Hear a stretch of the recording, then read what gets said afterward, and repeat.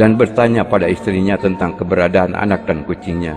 Istrinya menjawab, Anteh dan kucingnya mandi di sungai, hingga setengah hari keduanya belum juga kembali.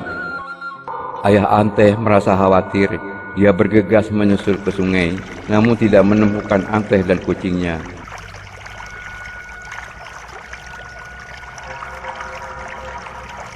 Ia terus mencari dengan menyusuri tepi sungai.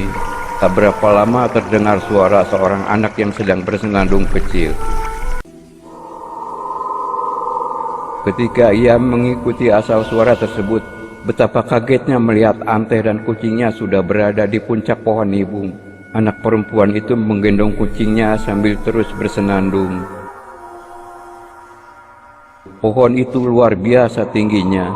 Ayah meminta Anteh untuk turun dari pohon. Bahkan ayah memohon sambil menangis, tapi Anteh tidak mau turun dan tetap bersenandung. Pohon nibung tersebut akan semakin tumbuh tinggi jika Anteh bersenandung.